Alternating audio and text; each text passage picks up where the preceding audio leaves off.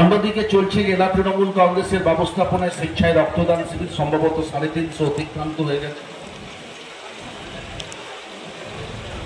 আরো অনেক তৃণমূল কংগ্রেসের কর্মী সমর্থক আপামর জনগণ